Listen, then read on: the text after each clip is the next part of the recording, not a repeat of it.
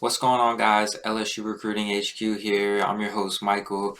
And man, since the last time we saw each other, it has been another busy week in LSU football. We had camp kicking off. We had our first scrimmage open to the public, and we also had three in-state commitments this week since the last time we saw each other. Sheldon Sampson committed last Saturday. Ricky Collins committed this week, and then yesterday, Kylan Jackson um, announced his commitment.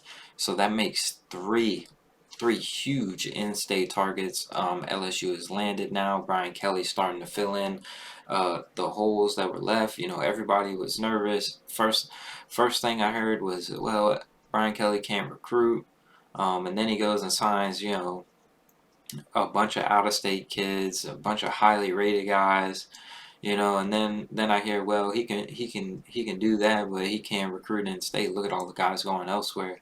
I just want to let y'all know the state of Louisiana is so deep this year that there's like 15 to 16 guys in the top players in Louisiana that can all go play major college football and be successful. So, when you see a guy who's the 12th rated player or the 13th or, anything like that, do not get discouraged because this year's Louisiana cycle is so deep and it's so talented. And no, LSU's not going to sign all these guys, but LSU is on the verge of a top five class, all right, with the guys they have, all right, and they still have more to come. Okay, so I wouldn't stress about that too much.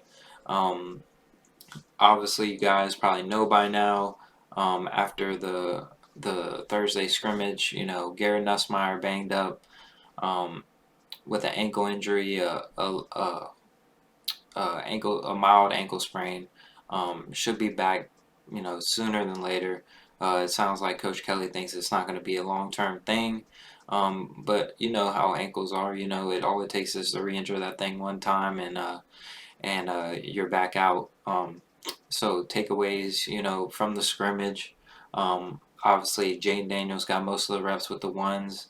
It's really starting to feel like it is a two-horse race here with Nussmeier and Jane Daniels, and Miles Brennan is just trailing behind both of those guys.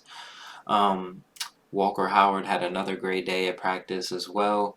I think if it wasn't so already set in stone that he was transferring and this was like a more even competition, where he like maybe if it was just him and Nussmeier or something like that, I think he would be firmly into the mix because he is by far one of the most talented quarterbacks in that room, and everybody knows it. And then obviously after missing all the spring football, Kayshon Boutte returned to the field this week, which is huge news. Boutte's got the talent to, be one of the best wide receivers in the country this year. The times he is on the field, he is one of the most dynamic playmakers in the game of college football. Um, and we'll see how he adjusts to the new quarterbacks. Obviously, he missed some time, so he didn't really get to throw with any of these guys in the spring, um, publicly, during practices and stuff like that. Um, but we always know Kayshawn's going to be there and what he brings to the table. Um, so a little bit of things that went on. Trey Bradford, I'm sure y'all heard, running back has left the team. Brian Kelly couldn't really speak much on that. Probably has some legal stuff going on, and but Trey Bradford is no longer with the team, and also safety Jordan Tolles, um, after the first scrimmage announced that he is transferring as well. Um, but one of the things that that got my hopes up, from watching Brian Kelly's press conference was the fact that, he mentioned the secondary and the corners and a team that lost guys like Derek Stingley, Ricks, Cardell Flott, um, Dwight McLaughlin, all those guys are gone, and it's hard to replace that talented of a group of guys. Um, but I think LSU has done a good job at filling them and getting the proper depth they need. Heck, the kid from McNeese State, who or McNeese who transferred in. He played majority of the scrimmage and he looked good. So it looks like they have depth there.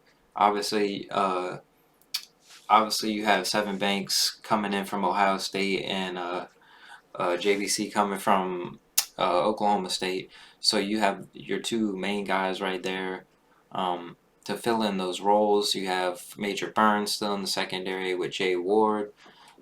Interested to see what the nickel position brings. Gregory Brooks was starting most of the scrimmage with the ones on that end.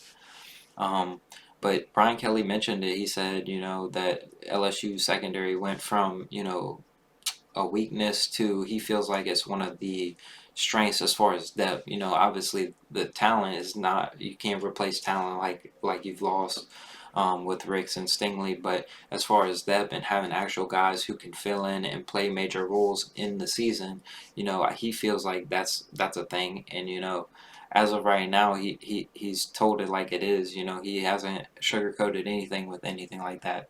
So I'm looking forward to seeing how that progresses throughout fall camp. The defensive line obviously is the strength of this defense, and it's going to be one of those where they go, we go, type thing. If they can get pressure on the quarterback, it's going to take a lot of pressure off of the secondary, having to cover. To be honest with you guys, I think the biggest concern on this defense is going to be the linebacking core. I'm a little concerned right now. I haven't heard a lot from Micah Baskerville. Name hasn't popped up a lot. And that's a guy that, stepped up last year and played solid defense majority of the year. So it's kind of odd to see that, guys like Wood Weeks are taking reps with the ones, but that seems like it's a big rotating um, thing. It's not nothing at that linebacker position is set in stone. You have Greg Penn, you have Weeks, but you also have guys like Harold Perkins knocking on the door trying to get playing time. So I don't think that necessarily that's going to be a position where LSU's not going to have depth, but I think that's going to be where they have the most growing pains because it's all new faces there, especially if Baskerville can't reassert himself into this lineup. Um, Another key takeaway was, Brian Kelly mentioned that he needs Brian Thomas Jr. to be a key contributor, not just a contributor, a key contributor. He made sure to point him out. We all know Brian Thomas has the talent to do anything. He's one of the most gifted athletes at LSU currently. All right, it's just can we put it together a season? Can we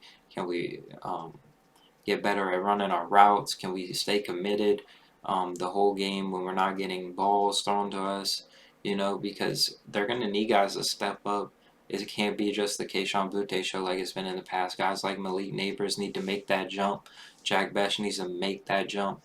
Um, and another thing, everybody's concerned about this tight end thing and the whole scrimmage. I mean, they were running two tight ends out there a lot, so it's something that they're committed to. It's something that they're obviously going to be doing a lot of.